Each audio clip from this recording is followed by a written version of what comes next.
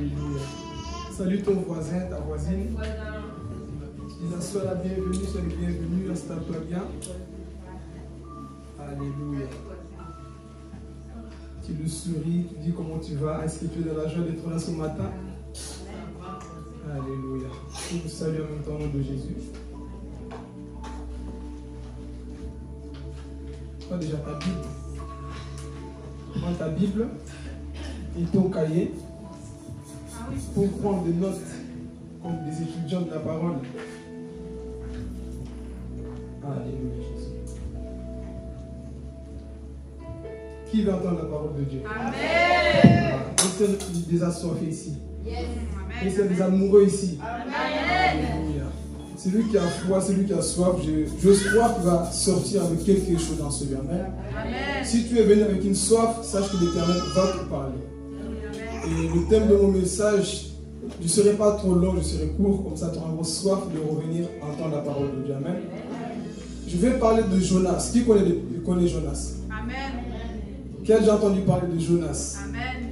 C'est un petit livre de 4 chapitres, mais il y a beaucoup de messages à recevoir dans ce chapitre. Et ce matin, nous allons voir la vie de Jonas. Le titre, si tu veux le noter, c'est « Va à Ninive ». Ça, c'est le thème de la prédication. Sois concentré. Le thème, c'est « Va à Ninive ». Vous préparez aussi le livre du prophète Jonas, chapitre 1. Alléluia. Même les enfants, ils sortent d'écouter la parole. Je vois qu'ils commencent déjà à crier. Ils disent déjà Amen. On prend le livre du prophète Jonas, chapitre 1. On va lire au verset 1 jusqu'au 12. Écoutez très bien parce que le message est basé sur cette introduction que nous allons lire. Je lis la parole au nom de Jésus. Amen. La parole de l'Éternel fut adressée à Jonas, fils d'Amittai. Lève-toi, va à Ninive, la grande ville, et crie contre elle, car sa méchanceté est montée jusqu'à moi. Jonas se leva pour s'enfuir à Tarsis, loin de la présence de l'Éternel. Il descendit à Jaffa, et il trouva un bateau qui allait à Tarsis. Il paya le prix du transport et s'embarqua pour aller avec les passagers à Tarsis, loin de la présence de l'Éternel. L'Éternel fit souffler sur la mer un vent impétueux, et il s'éleva sur la mer une si grande tempête que le bateau menaçait de faire naufrage. Les marins eurent peur, ils implorèrent chacun leur Dieu, et ils jetèrent dans la mer les objets qui étaient sur le bateau afin de l'alléger. Jonas était descendu au fond du bateau, s'était couché et dormait profondément. Le capitaine s'approcha de lui et lui dit « Pourquoi dors-tu? Lève-toi, fais appel à ton Dieu. Peut-être voudra-t-il penser à nous, et nous ne mourrons pas. » Puis ils se dirent l'un à l'autre « Venez, tirons au sort pour savoir qui nous attire ce malheur. » Ils tirèrent au sort et le sort tomba sur Jonas. Alors ils lui dirent « Dis-nous qui nous attire ce malheur. Quelle est ton occupation et d'où viens-tu? Quel est ton pays et de quel peuple es-tu » Il leur répondit « Je suis hébreu et je crains l'Éternel, le Dieu du ciel, qui a fait la mer et la terre. » Ces hommes furent saisis d'une grande crainte et lui dirent « Pourquoi as-tu fait cela ?» Ils surent en effet qu'ils fuyaient loin de la présence de l'Éternel, parce qu'il leur déclara. Ils lui dirent « Que te ferons-nous pour que la mer se calme envers nous ?» En effet, la mer était de plus en plus déchaînée. Il leur répondit « Prenez-moi et jetez-moi dans la mer, et la mer se calmera envers vous, car je sais que c'est moi qui attire sur vous cette grande tempête. » Amen. Amen. Est-ce qu'on peut acclamer la parole de Dieu? Alléluia. Gloire à Jésus, frères et sœurs. Ce matin, nous allons vous parler de Jonas. Nous connaissons tous Jonas. Il devait aller où? À Ninive. Il devait aller à Ninive parce qu'il avait quoi? Un message de la part de qui? De Dieu. Mais lorsqu'on lit cette histoire, on se pose des questions. Jonas, pourquoi tu fuis? Tu as peur d'aller annoncer la parole? Il avait ses raisons personnelles, le pourquoi il avait refusé. Il avait peur. Pourquoi il avait peur? Je vais un peu introduire l'histoire de Ninive pour que vous puissiez comprendre. Pourquoi cet homme a eu peur d'aller à Ninive? Ninive, c'était une ville quoi? Cruelle. Vous savez c'est qui le fondateur de Ninive? Nimrod. le type d'antichrist dans l'Ancien Testament. Vous voyez ça dans Genèse chapitre 10. C'est lui qui a créé cette ville qu'on appelle Ninive. Donc là, il y a quoi? La méchanceté, l'homosexualité, la sorcellerie. Dans l'histoire, on dit que lorsqu'ils attrapaient les prophètes de Dieu, ils coupaient la tête. Et ils prenaient la tête du prophète, ils mettaient sur un bois et mettaient quoi? Au milieu de la plage. Pour dire, personne ne rentre dans notre ville. Les Ninivites, c'était quoi? Des cruels, c'était des méchants. Ils tuaient des gens petit à petit. Ils t'arrachaient le bras, ils t'arrachaient le doigt. Mais tu ne mourrais pas, ils te laissaient comme ça. Et dans l'histoire, on dit même que c'est ce peuple qui avait tué le père de Jonas. C'est eux qui l'ont tué.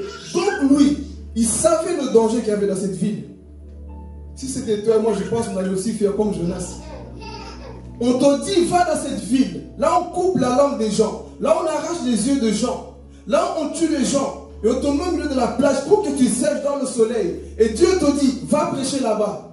Quelle sera ta réaction? Est-ce qu'il ne voudra pas dire, Seigneur, moi, là, on tue les gens, je dois les prêcher. Si on te dit, va aux États-Unis, tu vas dire, oui, ça j'aime bien. Mais si on te dit, va prêcher, là, il y a des bandits, vous allez voir la peur des chrétiens. Et c'est ça qui va se passer pour Jonas. On lui dit, lève-toi, va crier contre quoi? Ninive. Parce qu'il y a un peuple qui doit entendre la parole de Dieu. Mais Jonas, pris de peur, il va essayer de quoi? De fuir loin de la face de Dieu. Amen, est-ce qu'on suit? Je suis encore dans l'introduction. Donc il va entendre la parole de Dieu qui lui parle. Lève-toi Jonas, va à Ninive, va parler, va prêcher. Lui, il savait très bien que ce peuple est méchant. Ce peuple, ils ont massacré les enfants d'Israël. Et moi, tu me dis d'aller. Et Jonas, le premier prophète, être envoyé à l'extérieur. Et il va amener le plus grand réveil de l'histoire à Ninive. Dieu nous dit, c'est toi que j'ai choisi. Va dans cette ville crier. Mais Jonas prit peur parce qu'il se rappelait. C'est eux qui ont tué et qui? Ésaïe. Ésaïe a été scié en deux par les Ninivites. Donc lui, il connaissait l'histoire. Peut-être que si je vais dans cette ville, moi aussi, on va me couper. Moi, j'aime la foi d'Ésaïe. Vous savez, lorsqu'on avait tué Ésaïe, qu'est-ce qu'on a dit? On lui a dit, si tu prophétises encore, on va te tuer. Et ils l'ont attaché. Ils ont pris des sticks pour le scier. Ils ont dit, si tu prophétises encore, on te tue sur le champ. Et Ésaïe rempli du Saint-Esprit. Ainsi dit l'Éternel. Ah, quelqu'un n'a pas compris. Il était tellement rempli du Saint-Esprit, dit, ainsi dit l'Éternel, que je meurs ou pas, moi j'irai au ciel. Qu'est-ce qu'ils ont fait? Ils ont scié Ésaïe en deux. Ésaïe était mort. Donc lui, Jonas, il savait très bien la méchanceté des Ninivites. Et Dieu nous dit, va mon fils, va annoncer la parole de Dieu. Écoutez, si Dieu te dit, va quelque part, obéis. Quand Dieu te parle, va faire telle chose, obéis. Pourquoi? Parce que lui, il sait le pourquoi il t'envoie. Si tu t'envoies toi-même, Dieu ne vient pas avec toi. Mais si c'est Dieu qui t'envoie, il vient avec toi. Alléluia. Dieu n'est pas partout là, toi tu vas. Mais il est partout là, lui, il t'envoie. Alléluia. C'est ça que le peuple doit comprendre. Des fois, on fait des projets par nous-mêmes. Oui, le projet que tu fais, est-ce que c'est selon Dieu? Est-ce que c'est Dieu qui t'inspire? Si tu le fais par toi-même, tu auras toujours la crainte. Mais si c'est l'Éternel qui t'envoie, va. Parce que celui qui t'a appelé, il va aussi quoi? Te protéger. Alléluia. Donc ici, on va dans un premier temps. Jonas se lève. La première erreur qu'il fait, c'est quoi? Fuir. Seigneur, non. Là-bas, je connais cette méchanceté. Je sais comment ces gens vivent. Et toi, tu me dis d'aller. Non. Première erreur, ne fuis jamais loin de la face de Dieu. Écris-le. Ne fuis jamais. Parce que Dieu, il est partout. Dieu est partout. Là, toi, tu viens te cacher. Jonas pensait que si je pars à Tarsis, on ne me verra pas. Si je me cache, Dieu ne me verra pas. Je vais dire à quelqu'un, quoi que tu caches, les secrets les plus cachés que tu ne dis pas à ton mari, à ta femme, à ton pasteur, Dieu te connaît. Dieu sait toutes les choses que tu caches en toi. Dieu connaît la réalité de toutes les choses que tu caches, que tu vis. Il le sait. Amen. Beaucoup de personnes pensent que si je change d'église, Dieu ne me voit pas. Si je change de pays, Dieu ne me voit pas. Je parle à quelqu'un ce matin. Tu as l'appel de Dieu. Tu as la mission de Dieu, mais tu n'arrêtes pas de fuir. Dieu te connaît, il t'a dit, va, lève-toi. Ta famille est en train de mourir. Tu as la mission, mais qu'est-ce que tu fais? Tu es en train de fuir l'appel de Dieu. Aujourd'hui, nos églises sont remplies de personnes qui fuient l'appel de Dieu. Tu te dis, moi je vais me cacher. Oh Seigneur, je cache le péché en moi. Laisse-moi te dire, David te dira, où irai-je loin de sa face? Où irai-je loin de son esprit? Dieu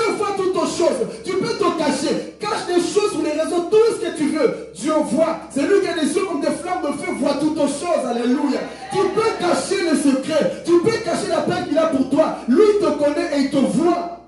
Alléluia. Seules les personnes qui ne sont pas matures pensent que Dieu ne voit pas. Écoutez, Dieu voit tout. Il est partout. Satan n'est pas partout, mais Dieu est partout. Alléluia. Donc il se dit, moi, si je fuis, Dieu ne me verra pas. Quand Dieu t'a appelé, il ne va pas te lâcher. Hey. Quand tu as l'appel de Dieu, tu n'auras pas la paix. Tu sais, je parle aux intimes qui sont appelés de Dieu. Celui qui n'est pas appelé, ce message pour lui, il s'en fout. Mais si tu es un appelé de Dieu, tu sens déjà le feu qui est en toi. Tu dis, Seigneur, ce message me parle, c'est vrai. Parce que depuis que tu m'as appelé, je suis en train de fuir ton appel. Tu es quelque part en train de te cacher. Où te caches-tu? Pourquoi tu te caches? Tu as l'appel de Dieu en toi. Dieu te parle dans les visions, dans les rêves. Tu vois ta famille en train de se perdre. Tu vois les gens dans ta vie en train de se perdre. Et tu sais que c'est toi que Dieu a choisi. Tu es le Moïse de ta famille. Tu es le Jonas pour Ninive. C'est toi que Dieu a choisi pour bouleverser ces personnes. Mais tu te caches. Pourquoi? Ah, Seigneur, moi j'ai peur. Je ne sais pas parler. Dieu ne cherche pas des personnes qui savent parler.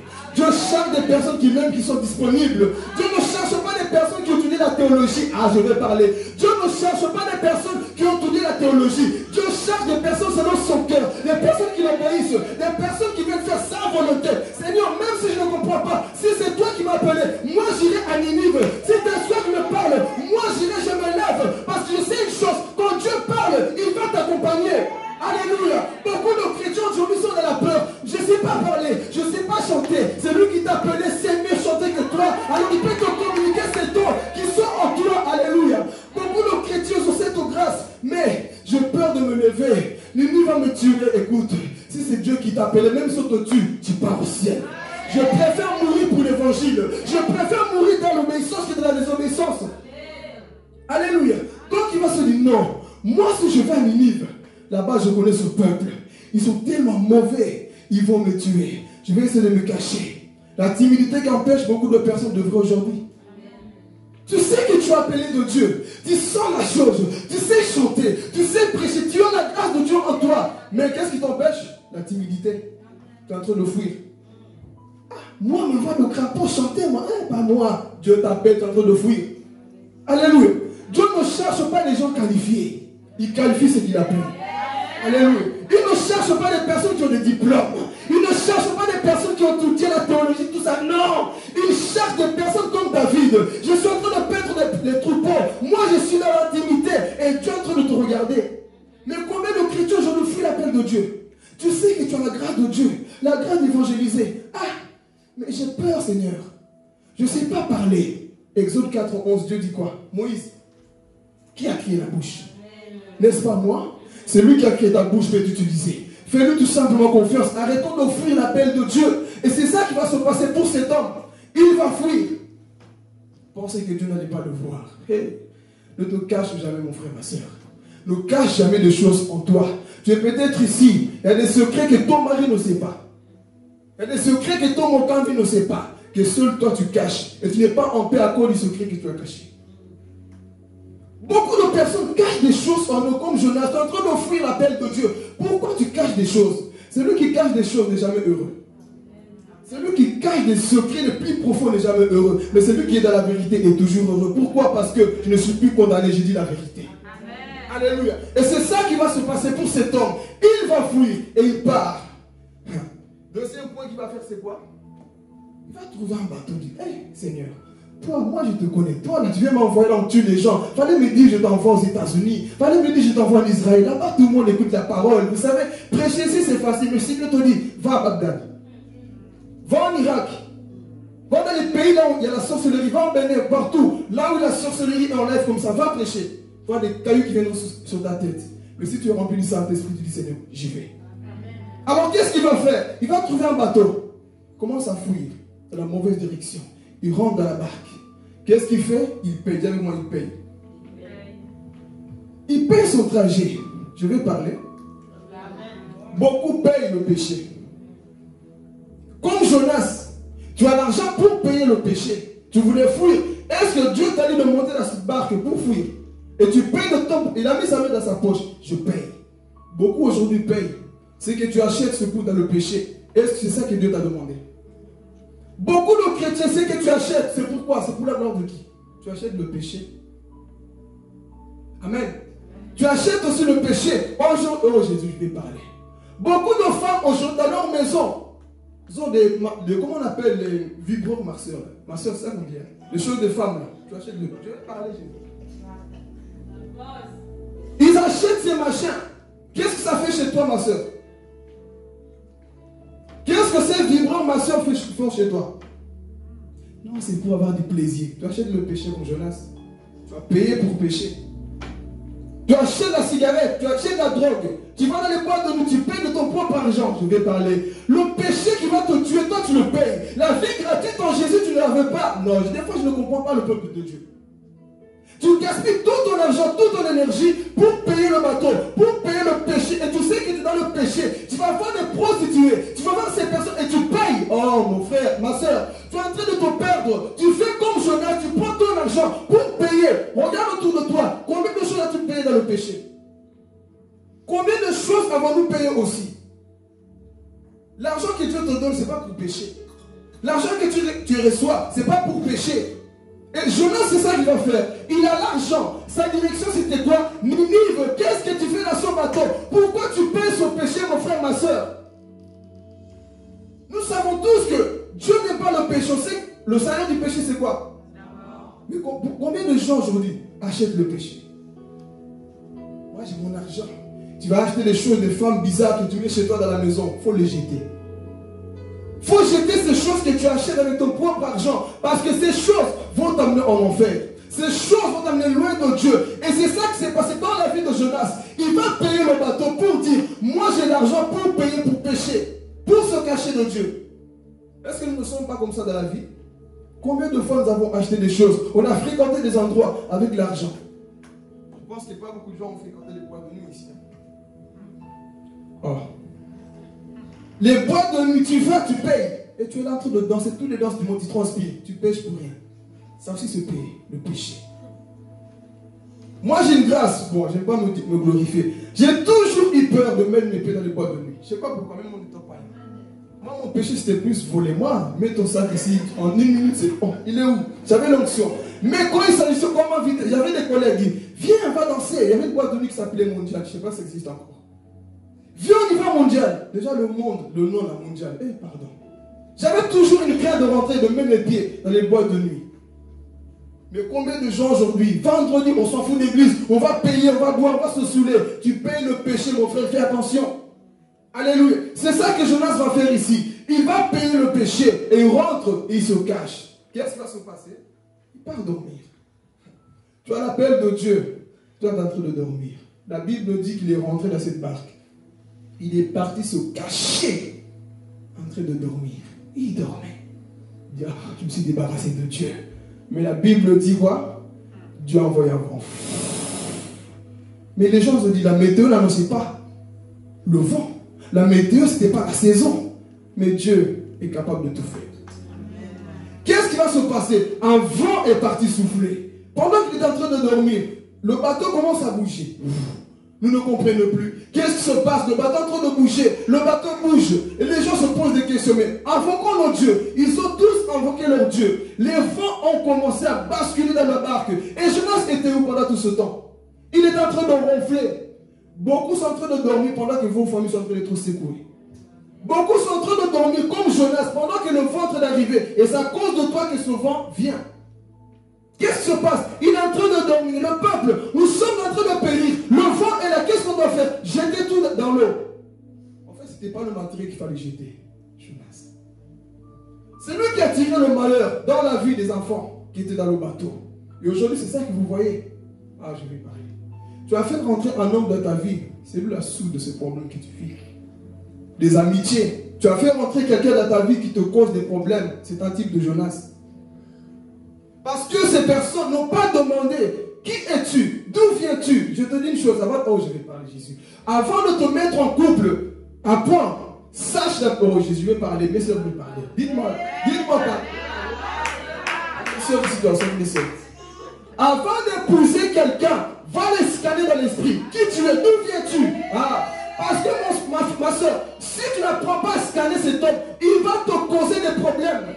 Parce que lorsque Jonas est rentré dans leur vie, ils n'ont pas demandé pourquoi. La beauté, il est beau, il a l'argent, tant qu'il nous paye, on s'en fout.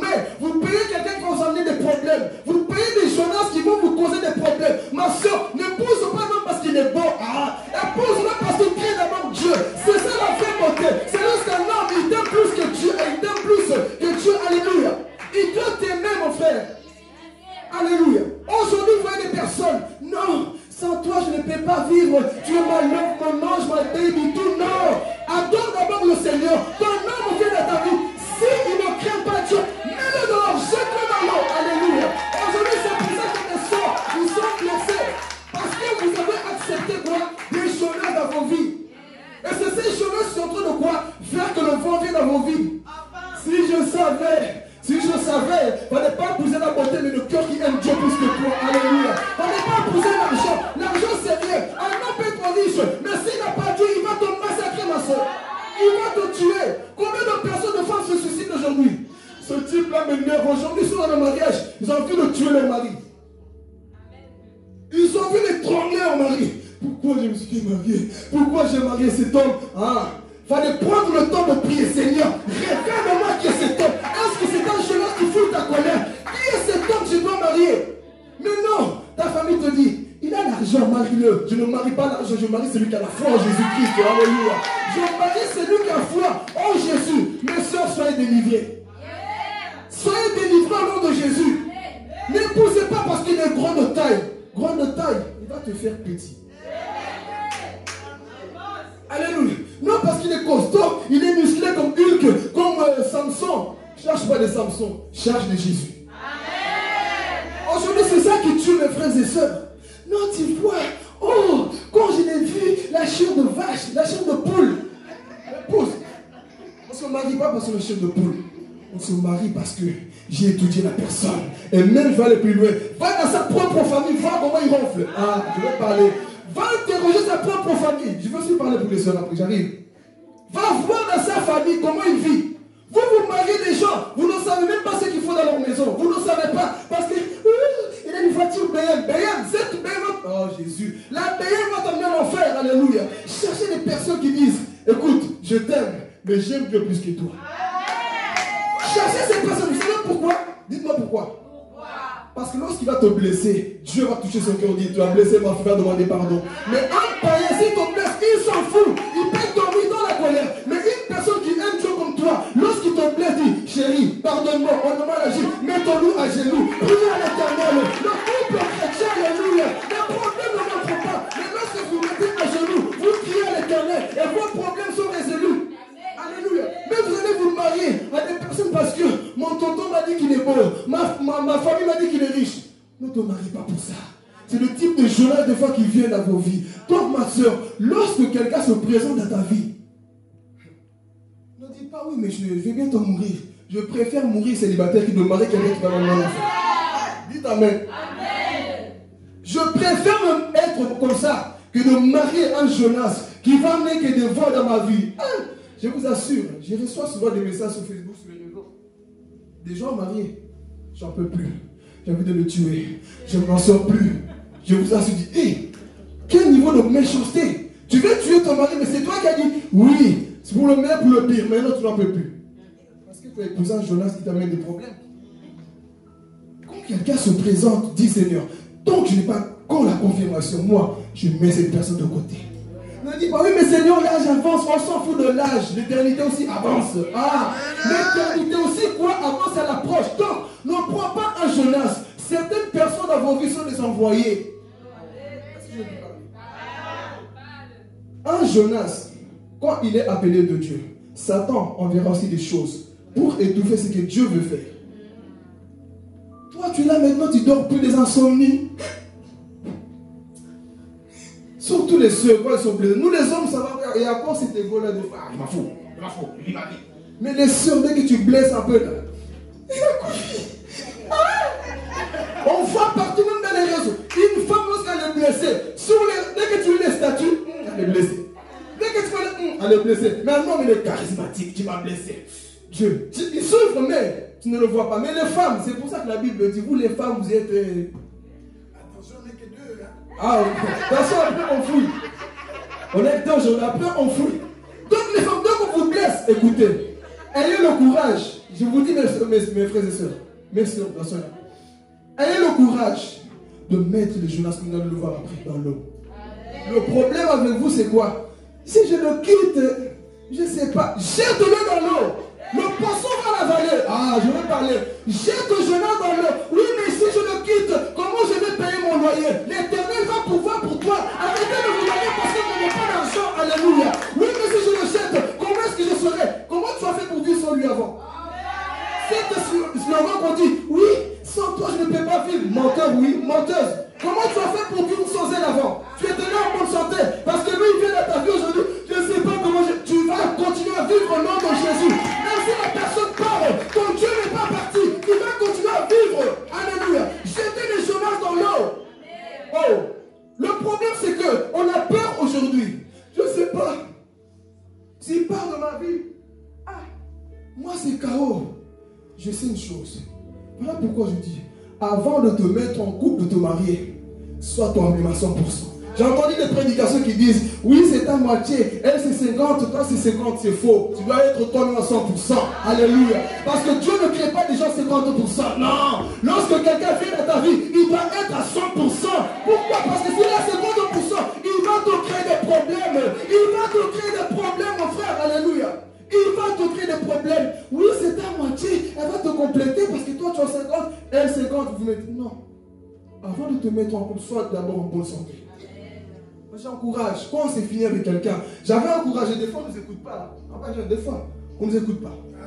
On prêche, on conseille. 4 fois, j'ai vécu ça. J'ai conseillé. Tu viens de rompre, reste d'abord tranquille. Que Dieu guérisse ton cœur. Ne va pas directement, je vais me marier.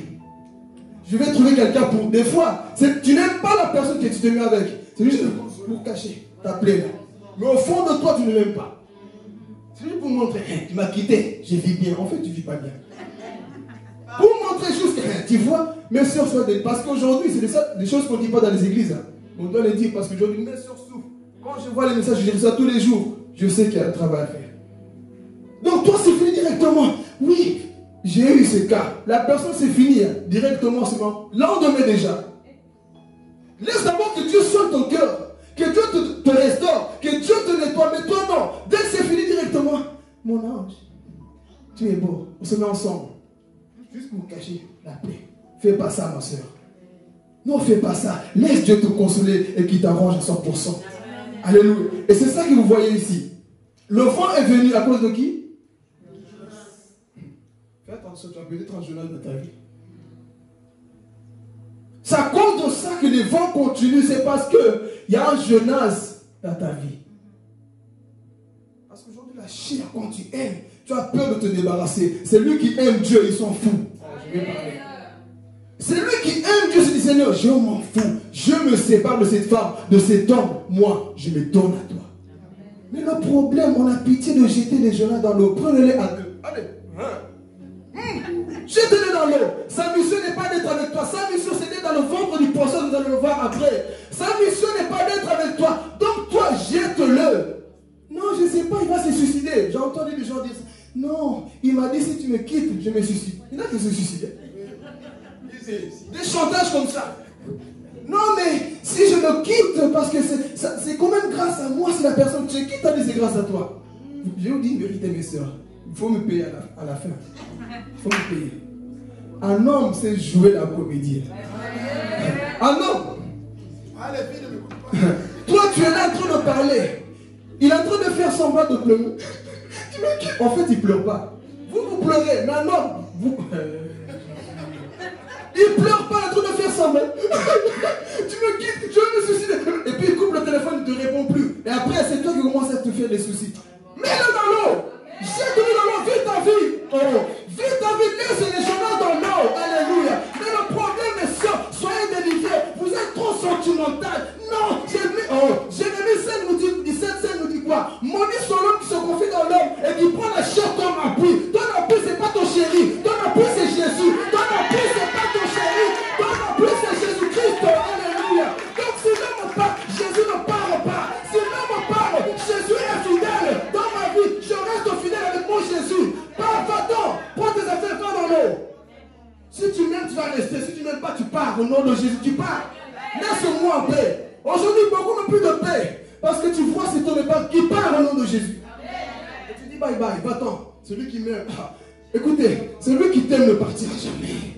Un homme, une femme qui t'aime ne partira jamais. Quelles que soient les difficultés, il sera là. Parce qu'on ne s'est pas marié pour se divorcer. On s'est marié pour aller au ciel. On s'est marié pour aller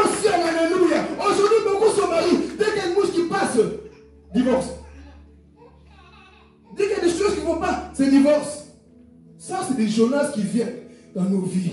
Et à cause de ça, aujourd'hui, beaucoup n'ont pas la paix. Les femmes qui sont constamment dans la tristesse, à leur travail, ils pensent. Il est quelque part, ils pensent. Au lieu de penser à Jésus, celui qui revient bientôt, te dit Seigneur, ok, je suis seul, mais bientôt je porterai une robe blanche, le ciel sera marié avec toi. C'est ça le plus important. Alléluia. Moi, aujourd'hui, regardez mes soeurs, comment ils maigrissent. Ils ne mangent plus.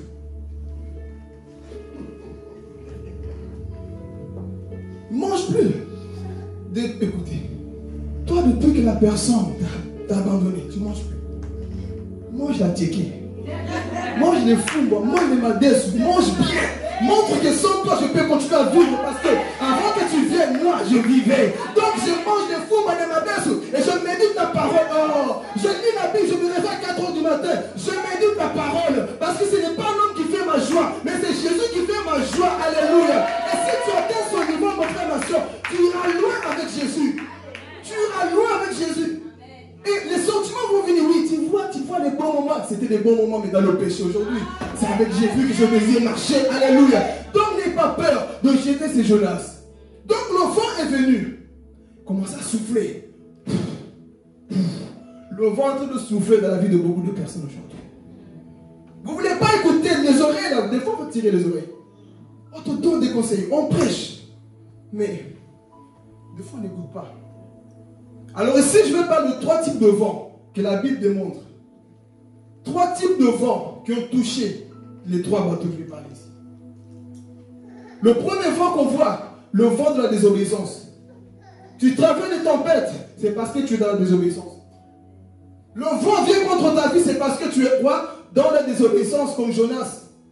Ne dis pas, Seigneur, pourquoi ce vent vient? Ce vent est là, le problème persiste encore parce que tu ne veux pas écouter la voix de Dieu.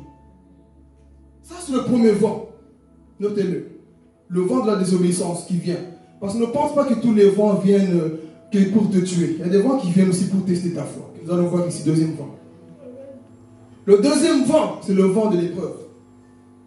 Vous savez, quand Jésus dormait dans la barque, il y a aussi un vent. La différence, c'est que Jonas, il dormait dans le péché, mais Jésus dormait dans l'obéissance. Jonas, il dormait, mais quand il y avait Jésus, la Bible nous dit dans Marc chapitre 4, avant qu'ils arrivent à Gadara, ils étaient dans cette barque. La Bible nous dit que Jésus faisait quoi? Dormait. Il dormait tranquillement. Mais lui, il savait toutes choses. C'est pour dire à quelqu'un, des fois tu as l'impression que Jésus dort dans ta vie, il ne dort pas. Il veut tester ta foi. Le vent, des fois, qui vient dans ta vie, le vent ne va pas te tuer. C'est pour tester ta foi. Ça, c'est le deuxième vent que je vais parler, le vent de l'épreuve, de test. Et pendant tout ce temps, le peuple était là. Maître, nous périssons, nous mourrons. Je vais dire à quelqu'un, des fois, le vent qui est contre toi, ce n'est pas le vent de la désobéissance. C'est le vent qui doit prouver ta foi, comment tu marches avec Jésus. Ce vent ne te tuera pas, Pierre. Tu ne crouleras pas parce que le maître va calmer la tempête. Alléluia. Le maître va calmer les vents. C'est ça qui va se passer ici. Les disciples sont dans la barque et le vent est venu contre la barque. Basculé par toute la tempête. Et Jésus était en train de dormir. Mais je sais que mon Jésus ne dormait pas. Parce qu'il ne dort ni ne sommeille. Il voulait tout simplement voir la foi de ses disciples. Le vent que tu es en train de traverser, c'est peut-être une épreuve. Et l'épreuve passera. L'épreuve passera, mon frère, ma soeur. Ne dis pas que tu vas mourir. Dieu veut voir le niveau de ton amour. Dieu veut te tester pour voir si tu seras capable de dire, tais-toi à ce vent-là. Ça, c'est le premier vent que nous voyons aujourd'hui dans notre église. Beaucoup de personnes ont aussi quoi? Le vent qui vient. Mais ce vent, mon frère, je t'assure, ce vent ne te tuera pas. Tiens bon. Parce qu'aujourd'hui, beaucoup abandonnent la vie chrétienne. Vous voyez le vent qui est dans ma famille? Ma famille me critique. L'église me haït, je ne comprends plus. Ça, des fois, c'est des vents. Mais toi, dans les tempêtes, fais comme Jésus. Seigneur, je sais ce que tu fais, mais je me lèverai. Alléluia. Je me lèverai. Et c'est ça qui s'est passé. Le vent soufflait partout. Et les disciples, maître, nous allons mourir, nous allons périr. Combien de chrétiens aujourd'hui sont en train de paniquer parce qu'un vent de virus? Oh, je vais parler. Il y a un vent qui vient contre toi, tu commences à perdre tes moyens. Ne perds pas tes moyens. En chrétien, donnez-moi une chaise. Moi, j'aime trop cet exemple. Faites attention à des chaises qui sont collées. Là, André.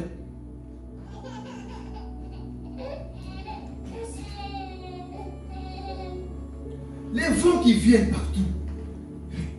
Moi, j'aime cet exemple. Je vais toujours le répéter. Le vent, trop de souffler. tu es en train de paniquer. Tout le monde se lève contre ta vie. La famille se lève. Dis avec moi, la famille se lève. La famille se lève pour te critiquer. Les gens autour de toi ne croient pas en toi. Tout le monde se lève et toi tu te dis, Dieu, tu es où? Pendant tout ce temps, Dieu est dans son trône. Ma fille, je suis au contrôle de ce vent-là. Est-ce que quelqu'un comprend?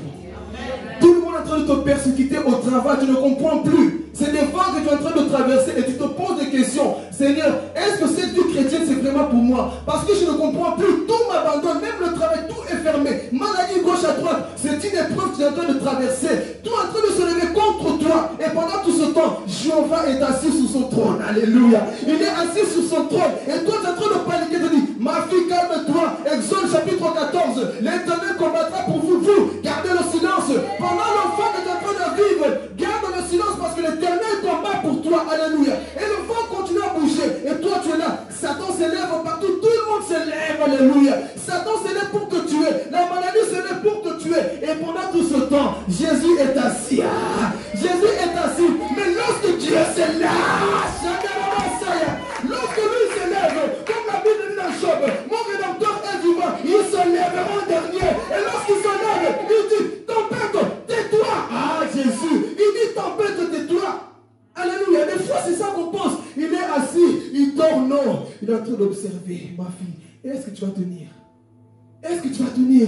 Et lorsqu'il lui se lève, Satan dit, je pensais que tu dormais. Et il voit la tempête. Calme-toi. Tout d'un coup, dans cette barque, il dit quoi? Le silence. Mais qui est cet homme? Même le vent l'obéisse. C'était Jésus-Christ. Je préfère être dans la barque de Jésus qui dort que dans la barque de Jonas qui dort. Je préfère être dans celui qui obéit, Jésus-Christ. Alléluia. Donc le deuxième vent, c'est quoi? Le vent de l'épreuve pour prouver ta foi. Le troisième vent, on connaît bien Paul, lorsqu'il partait à Rome. Il y avait un vent qu'on appelle Héraclion. Ce vent est venu contre la barque. Et tout le monde paniquait. Ah, Jésus veut parler. Tout le monde paniquait. C'est fini pour nous. On va tous mourir. Mais un homme de foi, quel que soit le vent, il est comme ça. Quel que soit le vent que tu vois, toi tu sais, je suis dans l'obéissance. Dieu m'a dit, ah Jésus, je vais parler. Dieu m'a dit que ta mission c'est pour annoncer la parole de Dieu à Rome. Donc Paul, tu ne mourras pas dans cette barque. Le vent que tu vois, j'appelle le vent de l'élévation. Ah Jésus. Il y a des vents qui viennent, c'est pas pour te tuer, mais c'est pour qualifier ta foi, pour qu'on sache qu'il y a un homme de Dieu dans ma famille. Il y a un homme de Dieu dans cette ville. Il y a un homme de Dieu dans cette barque. Tu es peut-être cet homme, cette femme qui va montrer la foi pour dire, vous abandonnez tous Dieu. Mais moi je crois encore à Jésus. Est-ce que quelqu'un qui comprend ces paroles? Moi je crois encore à Jésus. Dès que tout le monde tombe, les gens abandonnent l'église. Ils ne veulent plus prier. Mais un homme qui dit, moi je vais prier. Moi je vais chasser la face de Dieu. Abandonner Dieu. Mais moi je vais rester fidèle. Alléluia. Ils ont dit, nous allons tous périr dans cette barque. Mais Paul, la Bible dit, un ange lui apparaît et lui dit, Paul, tu ne mourras pas. Tu dois comparer devant l'empereur. Tu vas témoigner, tu vas prêcher. Je vais dire à quelqu'un, tant que ta mission n'est pas finie, le vent ne te tuera pas au nom de Jésus. Dis Amen. Tant que ta mission n'est pas finie, tu ne mourras pas. Arrêtez d'écouter ces paroles de mensonges. Tu vas mourir avant ton temps. Tu ne mourras pas avant ton temps. Un appelé de Dieu. Si ce n'est pas ton temps, tu iras jusqu'à la fin. Quand tu es dans l'obéissance, tu iras jusqu'à la fin. Les vents se sont levés contre Paul. Mais Paul, c'est un homme de foi. Tout le monde paniquait. Et pourtant, avant de démarrer, Paul a dit, ne faites pas ça. Ils n'ont pas écouté Paul. Mais lorsque le vent est venu, c'était quoi? Pour élever Paul. Il y a des vents qui sont dans vos vies. Ces vents-là, ils sont pour glorifier votre foi.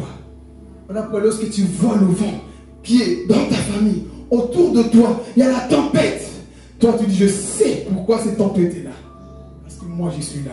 Amen. Lorsque tu es chrétien, tu seras toujours combattu. Amen. Il y aura le vent qui viendra contre toi. Mais toi, tiens bon.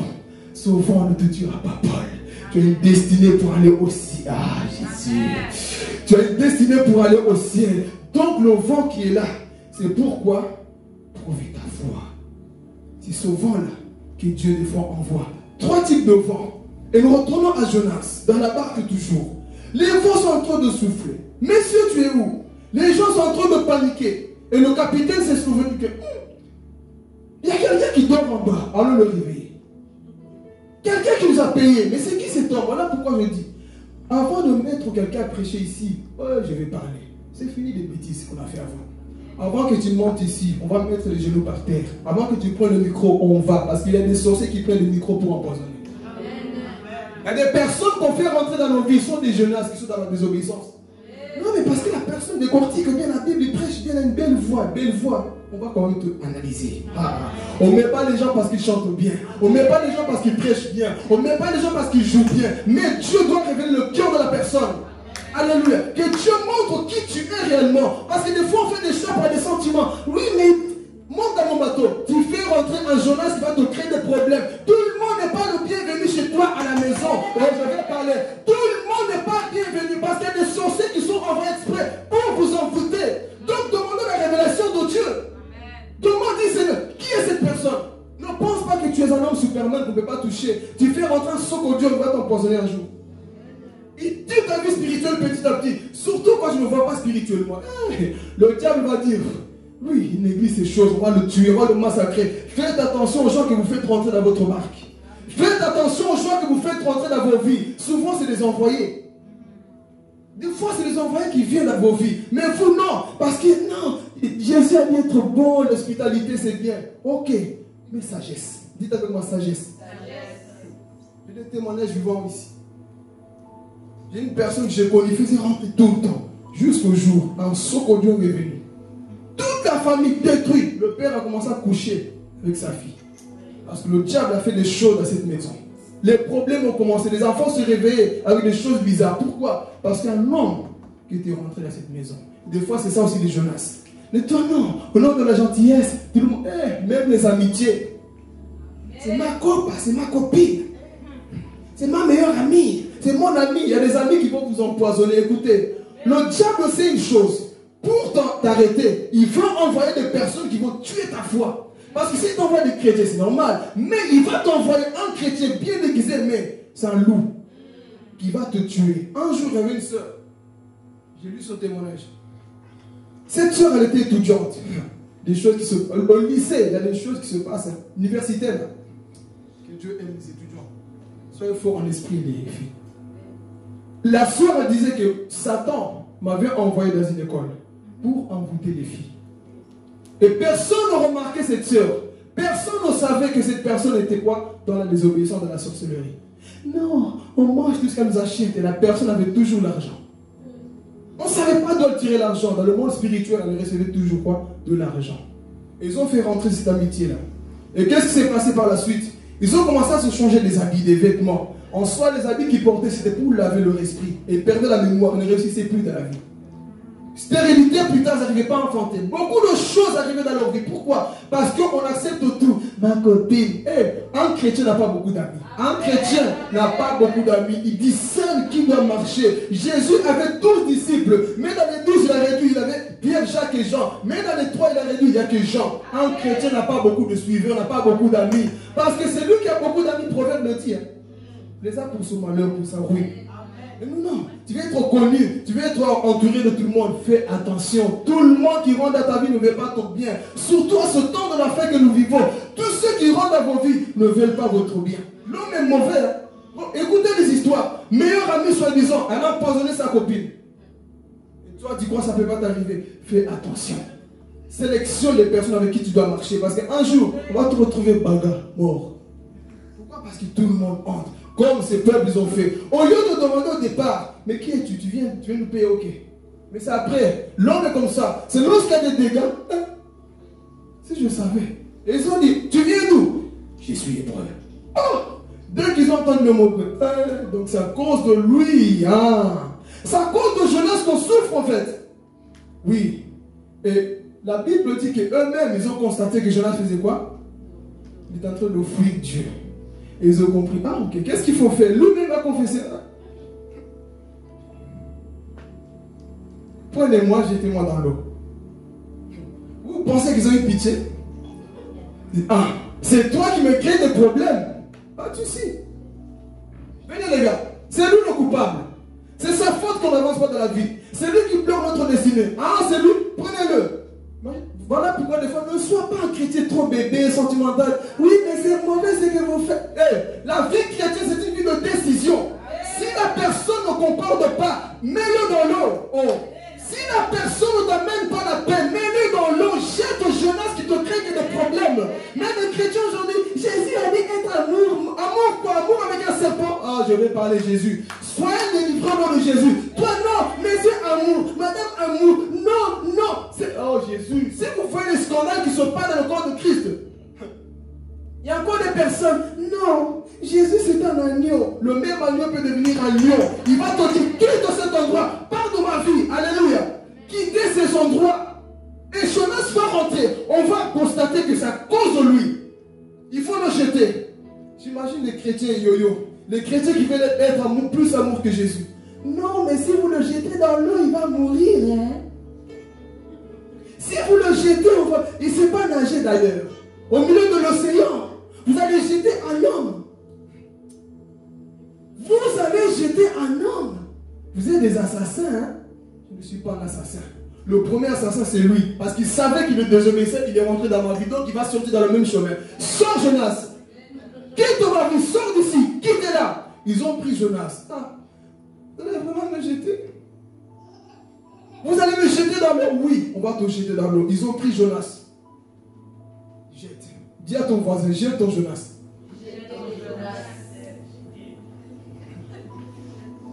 Jette ce Jonas là qui crée des problèmes. Il y a beaucoup de choses que je ne vais pas développer, mais tu sais, c'est quoi ces Jonas là? Parce qu'aujourd'hui, des fois, on peut conseiller les gens. Jette Jonas, mais tu as pitié. Oui, mais il ne sait pas nager. S'il est rentré dans ta vie, il sait nager. Tu t'amènes ici. S'il est rentré dans ta vie, il sait nager. Il va nager au nom de Jésus. S'il ne sait pas nager, Dieu va s'en charger. Parce qu'il y a trop de sœurs sentimentales. Je ne sais pas comment ça passe. Jette-le dans l'eau. Ne sois pas plus amour que Jésus. Alors qu'est-ce qui s'est passé? Ils vont prendre Jonas. Bam, dans l'eau. En train de se battre dans l'eau. Je ne sais pas s'il faisait foi. Mais il était en train de se battre. Et puis tout d'un coup. Et Dieu va parler au poisson, le créateur de toutes choses. Le créateur de toutes choses va dire, poisson, j'ordonne que tu viennes. Va avaler Jonas. Un poisson est venu. On ne sait pas comment même les théologiens, quand j'étudie l'histoire, eux-mêmes ne comprennent pas. Comment un homme va rentrer dans le ventre du poisson? C'est impossible. Mais avec Dieu, tout est possible. S'il a parlé à Balaam au travers d'un âne, il peut faire toute chose. Dieu n'est pas limité. L'homme est limité. Mais Dieu n'est pas limité. Alléluia. Ils vont se poser des questions. Comment est-ce qu'un homme va rentrer dans le ventre du poisson? Je me dis que le poisson est dans le ventre de Jonas. Oui, je crois. Mais Jonas dans le ventre du poisson, je ne crois pas. Ça, les hommes incrédules, des fois, ils ne croyaient pas sur le naturel. Avec Dieu, ne te dis pas ta tête. Sinon, là, tu vas te perdre. Dieu, c'est oui et amen, je crois, Seigneur. Parce que ta tête, là, lorsque tu viens réfléchir, tu vas pas étudier les baleines. Le restaurant fait souci, Dieu ne peut pas. Toi, tu ne sais pas ce que Dieu est capable de faire. Même une fourmi, Dieu peut faire qu'un homme rentre dans son ventre. Bouge avec Dieu. C'est lui-même qui est grand. La Bible dit que Dieu est tellement grand que lorsqu'il saute des montagnes, il fait ça. Dieu. Et lorsqu'il regarde le ciel, écoutez, lorsqu'il regarde le ciel, Dieu ne fait pas ça. Dieu fait ça. Est-ce que quelqu'un a compris? Dieu est tellement grand. Dans le psaume, on dit que lorsqu'il regarde au ciel, il ne fait pas ça. Parce que la terre, c'est quoi? Donc lui ne fait pas ça comme nous. Il regarde comme ça. Donc, ce grand Dieu-là va habiter en toi. Et tu crois qu'il ne peut pas faire des choses impossibles? Alors il va avaler quoi? Jonas. Le poisson reste. Et vous savez que Jonas était mort? Jonas va l'avaler. Vous pensez comment un homme va respirer dans l'estomac d'un poisson? Lui-même, lorsqu'il commence à faire sa prière, dans le verset 6, lui-même il va dire, les hommes m'ont quoi? M'ont ôté la vie. Donc en soi, Jonas était mort. Continue dans la désobéissance, un jour tu peux aussi quoi? Mourir. Jonas va monter le ventre de ce poisson. Et Jonas quoi? Meurt. J'ai une parole pour quelqu'un ici. En soi, ce que Jonas est en train de faire, c'est une prophétie. C'était une prophétie pour dire, toi tu vas rester 3 jours dans le ventre du poisson. Mais un véritable envoyé de Dieu. Il y a un véritable envoyé de Dieu qu'on appelle Jésus. Matthieu chapitre 12, 38 à 40. Jésus ouvre la bouche et il va témoigner de Jonas. De la même manière que Jonas est resté 3 jours dans le ventre du poisson, le Fils de l'homme, Jésus-Christ, va rester 3 jours dans le ventre de la terre. Et le 3e jour, Jésus ressuscite pour annoncer le message non à Ninive, mais à toi et moi qui écoute ce matin, à toi et moi qui écoute la parole ce matin. Quelqu'un n'est pas proche, ça c'est les choses des adultes. Quelqu'un n'a pas compris. Le même Jonas meurt, il va faire sa prière dans les séjours de mort. Il va faire sa prière dans les séjours de mort. Seigneur, souviens-toi de moi. Et Dieu a entendu sa prière. Dieu va le prendre pour l'envoyer à Ninive. Passez-moi ma veste, s'il vous plaît. Ah, Jésus, j'aime ces choses. Moi, j'aime la parole. Écoutez ce qui va se passer avec Jésus. Lui aussi, il va expérimenter quoi? La mort, Jésus. Jonas est parti avec son péché. Rappelez-vous, Jésus est devenu quoi? Péché, non? Jésus était seul, l'homme parfait à 100%. Aucun homme ne peut égaliser Jésus. Personne. Lui, il est né sans péché. Son corps n'avait pas de péché. Il était saint comme Dieu. Et la Bible dit que lui, lorsqu'il était sur la croix, il a dit Eli, Eli, lama sabachthani. Père, pourquoi m'as-tu abandonné? Parce que son corps est devenu quoi? Péché. Donc, dans sa nature à lui, il ne pouvait pas aller en enfer. Qu'est-ce qu'il fait? Il met la vie du pécheur. Il met le péché de frère Philippe, le vol, mensonge, masturbation, tout. Il est couvert de ce péché. Les critiques, ça c'est des critiques, le vol, tout. La publicité, les vibromations, tout. Jésus s'habillait de ça. Donc en soi, l'enfer pouvait quoi? Ouvrir la bouche pour recevoir Jésus. Pourquoi? Parce que Jésus est devenu quoi? Péché. Et c'était une mission. Et il part en enfer. Et il est là. 3 premiers jours, les gens sont là.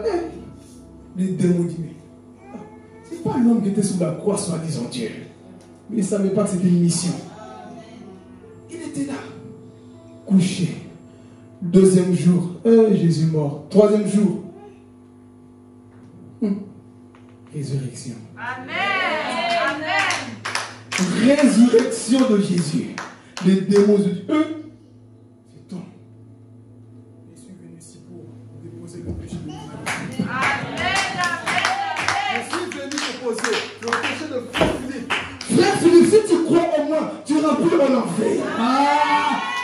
Si tu crois, tu n'iras plus en enfer. Alléluia. Elvira, si tu crois, tu n'iras plus en enfer. Sœur Anne, si tu crois, tu n'iras plus en enfer. Andrea, si tu crois, tu n'iras plus en enfer. Tabina, si tu crois, tu n'iras plus en enfer. Tu n'iras plus en enfer. Maman Lisa, maman Chantal, tout le peuple ici, si vous croyez, tu n'iras plus en enfer. Parce qu'il a pris ma place en enfer. Jésus-Christ de Nazareth, il a pris ma place et il est parti déposer le corps du péché en enfer. Et aujourd'hui, la seule chose que Dieu me demande, c'est de croire en lui et pratiquer sa parole et tu es sauvé. C'est trop demandé? Est-ce que c'est trop demandé? Est-ce qu'il te dit d'aller te crucifier à cause de la croix? Lui, il a fait une fois pour toutes. Il a fait une fois pour toutes et il est parti en enfer. Déposer ta vie du péché et reste en enfer. Et ce jour-là, la prophétie de Jonas, Matthieu chapitre 12 va s'accomplir. Jonas est resté 3 jours. Mais le 3e jour, la résurrection, la terre est obligée. La terre est obligée d'ouvrir la bouche. Je veux vomir. Oh, Jésus, j'ai cette action. Je ne peux pas. La terre a dit, je n'arrive pas à l'en faire trembler. J'arrive pas à supporter son feu de l'esprit. Jésus est trop saint pour rester en enfer. Jésus, il est trop saint pour rester en enfer. La terre va le vomir. La terre va le vomir. Et le 3e jour, Jésus ressuscité. Jésus ressuscité. Comme Jonas maintenant, il va rester 3 jours dans le ventre du poisson. Il est là aussi dans son péché. Il dit, mais je vous connais. J'ai péché contre toi. Ma mission, c'est d'aller annoncer la parole à Ninive. Il arrivera des moments là où ta chair doit mourir pour que tu renaisses de nouveau pour prêcher la parole de Dieu.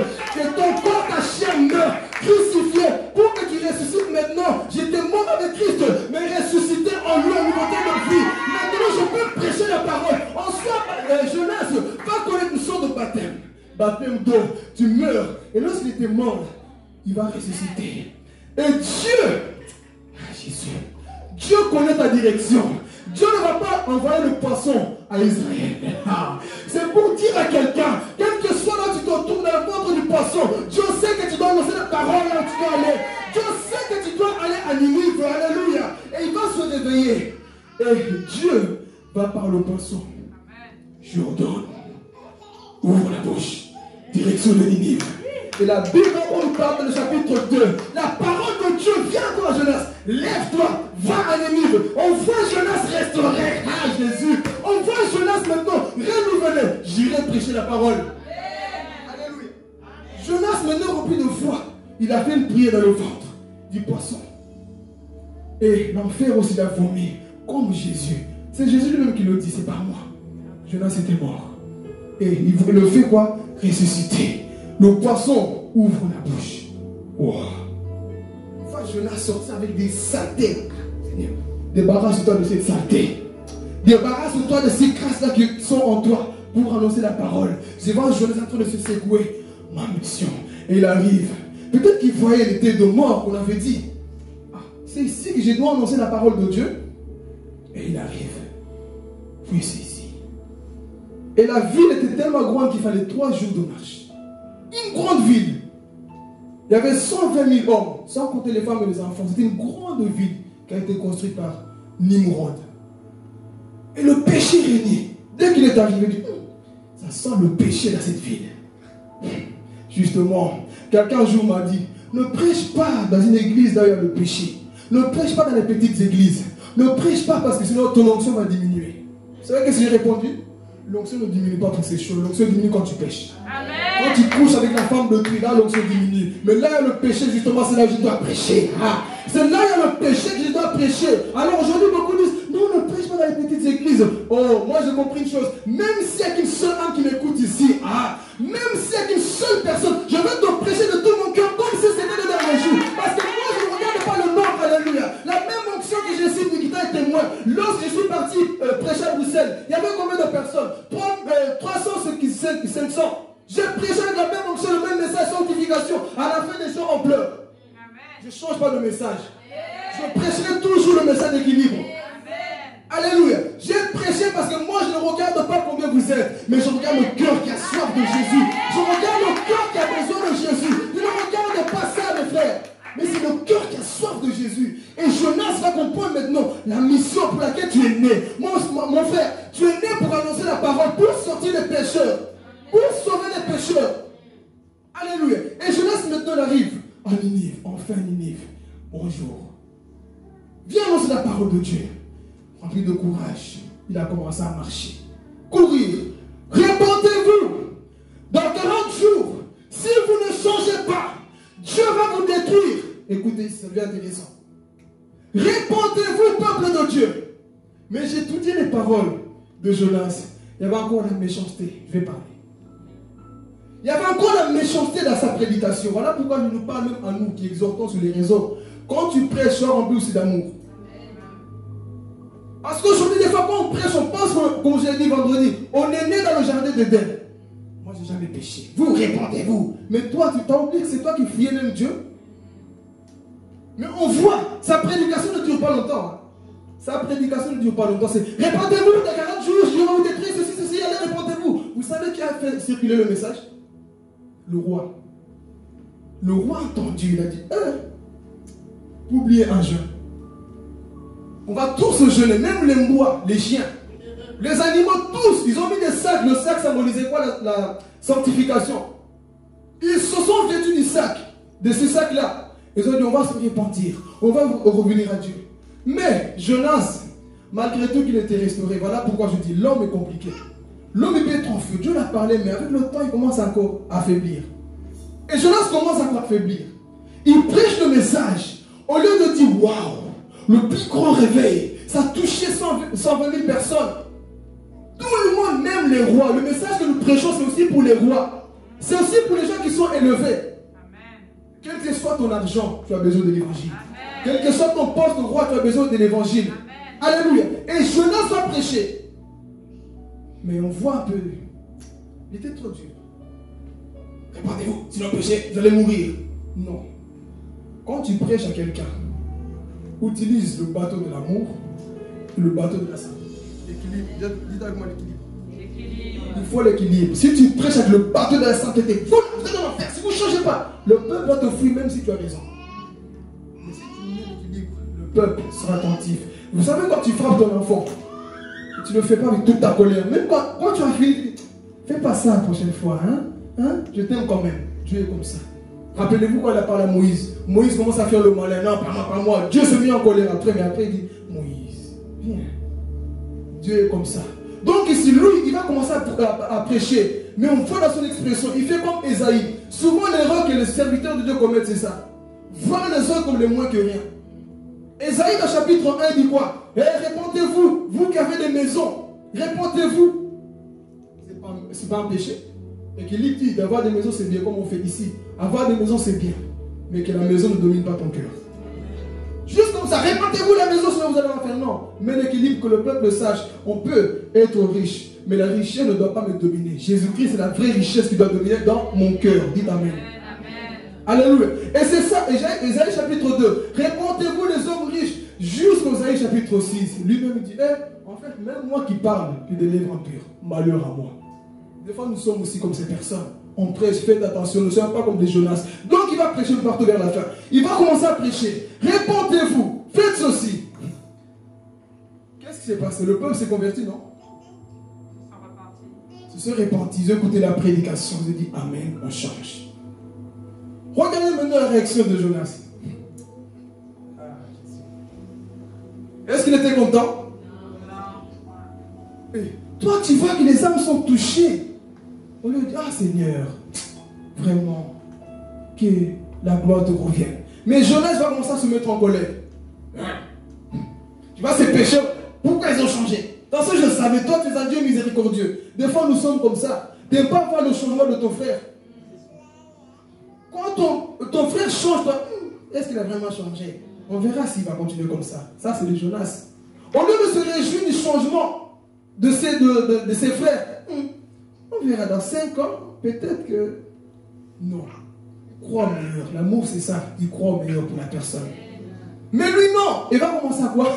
Dire à Dieu, Seigneur, ôte-moi la vie. Vaut mieux que je meure. Donc toi, tu prêches un message de réveil. Le peuple est revenu à moi. Toi, tu demandes quoi? La mort.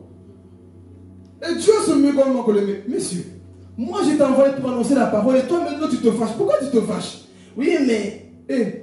lisez, Jonas, vous-même rigolez. Parce que je savais, c'est ça que je craignais d'abord lorsque j'étais dans mon pays. Je savais que tu allais pardonner. Donc, des fois, il y a des personnes qui prêchent, mais ils ne croient pas à leur message. Ils prêchent pour prêcher, mais ils ne croient pas que son message peut toucher quelqu'un. Son message peut guérir quelqu'un. Ils ne croient pas. Mais ils prêchent pour prêcher. Jonas, c'était comme ça. Il commence à parler. Et le peuple se convertit, lui. C'est ça que je craignais, Seigneur. Je savais que toi, tu es un Dieu miséricordieux. Toi, vraiment, Seigneur, je ne te comprends pas des fois. Et Dieu va le corriger. Le livre de Jonas ne nous parle pas du grand poisson. Ne nous parle pas de Jonas ni de Ninive, mais de la miséricorde de Dieu. Et Dieu, en fait, il voulait aussi ramener Jonas à la raison. Dieu ne voulait pas perdre Jonas. Vous savez comment? Lorsqu'il a fini de prêcher, Jonas va se cacher derrière la ville. Il va se construire quoi? Une cabane. Il construit cette cabane, il commence à dormir. Fâché, tourmenté. Mais Seigneur, pourquoi tu as fait ça? Et pendant qu'il dormait, Dieu fait pousser une plante à un ricin. Il fait pousser la plante pour le protéger du soleil. Dieu va lancer, écoutez très bien. Il est en train de dormir, la plante le protéger. Et Dieu a envoyé quoi? Un ver. Et ce ver a mangé la plante. Et lui se réveille. Je vais mourir. Il était compliqué, Jonas. Jonas, il était compliqué. Je vais mourir. Ça, c'est des chrétiens charnels. Je ne comprends pas, Seigneur, pourquoi? Ma plante qui était là, tu l'as tuée. Pourquoi tu as permis? Je vais mourir. Meurs alors. Si tu voulais mourir, tu allais venir ici. Et lui dit quoi? Je vais mourir. Et Dieu va enseigner une chose au travers de cette plante. Jonas, toi tu pleures parce que la plante elle est détruite. Tu crois que moi je n'étais pas triste quand je voulais détruire Ninive? Maintenant tu comprends le niveau d'amour. Le ver que j'ai envoyé, c'est le péché, les démons qui viennent détruire mes enfants. Et toi tu es triste parce qu'on a ravagé. Donc moi Dieu, je suis comme ça. Quand des choses viennent détruire mes enfants, je suis aussi quoi? Triste. Jonas a compris. Donc toi tu es un Dieu miséricordieux. Oui. Jonas a compris que Dieu est à quoi? Dieu d'amour. Il est un Dieu qui va juger, c'est vrai. Mais Dieu manifeste son amour à son peuple là. Et Jonas a compris, ok, maintenant je comprends pourquoi tu m'as envoyé. Mais le point négatif, vous savez que Jonas, Ninive est encore détruit. Ici maintenant je vais parler pour terminer. On t'a annoncé la parole de Dieu. Dieu t'a parlé. Mais le plus important, c'est de garder cette parole jusqu'au retour de Jésus. Amen. Ninive a écouté le plus grand réveil. Mais par la suite, Ninive est retourné encore dans son péché. Combien de personnes aujourd'hui, tu écoutes un message, Dieu t'a montré son amour, mais tu retournes encore dans le même péché. Vous savez que lorsque tu retournes encore dans les mêmes choses, les démons qui te tourmentaient viennent encore 7 fois plus. Et ton cas devient encore pire qu'avant. Et c'est ça qui va se passer avec Ninive. Ils ont connu un réveil. Dieu les a parlé. Dieu les a restaurés. Beaucoup de personnes à l'église, Dieu, tu m'as parlé, alléluia, tu es un Dieu bon. Mais quand tu rentres à la maison, tu retournes encore avec les vibrants, ma soeur. Tu retournes encore avec le péché. Dieu t'a parlé. Prends la décision de continuer jusqu'au retour de Jésus. Garde-toi saint. Garde la parole à ton cœur. Serre la parole à ton cœur afin de ne pas pécher contre ton Dieu. Amen. On te prêche la parole, mais après, lorsque tu rentres à la maison, comme si on ne t'a pas prêché. Tu rentres, mais ta vie ne change pas. On t'a prêché. Nous sommes comme Ninive. Dieu a eu compassion de toi. Il t'a envoyé son fils mourir sur la croix pour toi. Mais tu continues à vivre encore dans le péché. Les mêmes choses qu'on te reproche, tu les fais encore et encore. Jésus est mort pourquoi? Il est ressuscité pourquoi? On n'a pas conscience. On fait comme Ninive. Ninive va retourner encore dans les pratiques. La magie, la sorcellerie, la jalousie, l'amertume, le vol, le critique. Ils sont retournés dans les mêmes péchés. Vous savez qu'est-ce qui s'est passé? Dans le livre de Naoum, chapitre 3, on voit la destruction de Ninive. Dieu les a détruits. Faites attention. Si vous ne gardez pas la parole de Dieu, Dieu peut vous quoi? Vous rejeter. Et c'est ça que nous voyons aujourd'hui dans la vie de beaucoup de personnes. Dieu t'a parlé. Dieu t'a consolé. Mais dès que tu rentres, Satan vient encore te dire, il a prêché n'importe quoi. Oublie ce qu'il a dit. Toi, tu es bien, non. La Bible dit dans l'Hébreu, aujourd'hui, si vous entendez sa voix, n'endurcissez pas. Ce matin, tu as entendu la parole de Dieu. Jonas est parti jusqu'à Ninive. Il a prêché, ok. Tu as aussi entendu la parole maintenant, ce matin. Tu as entendu. Mais après, cette semaine va commencer au travail. Tu seras peut-être la personne qui va se mettre à sa collègue. Tu as vu? Sa tête de boss, là, il fait trop mal. Tu vas commencer à critiquer les autres. Tu vas commencer à retourner dans ton ancienne vie. Ne fais pas ça. Fais comme le peuple qui écoute la parole et qui la met en pratique. Mais Ninive, malheureusement, bien que Dieu a eu compassion pour eux, ils sont retournés encore dans les mêmes choses d'avant. Aujourd'hui, c'est ça que nous faisons. Le peuple, c'est ça que nous faisons. On te prêche, on saute, on parle en langue, on parle du grand trône blanc, de l'enlèvement, on prêche tout sur le péché. Mais, après quelques minutes, quelques heures, la personne qui était en train de dire amen, c'est la même personne qui est en train de faire des bêtises. Nous sommes des fois comme des quoi? Ninivites. Amen. Et si nous terminons pour dire, ne soyez pas comme ce peuple-là. Après avoir entendu ces paroles, mets-les en pratique. Amen. Des fois, c'est vrai, c'est pas facile. Tu dis, ah Seigneur, je dois renoncer à ça. Je dois rejeter les Jonas dans l'eau. Oui, jette les Jonas dans l'eau. Garde ta paix, que tu ailles jusqu'au ciel. Amen. Que Dieu vous bénisse sur ce moment.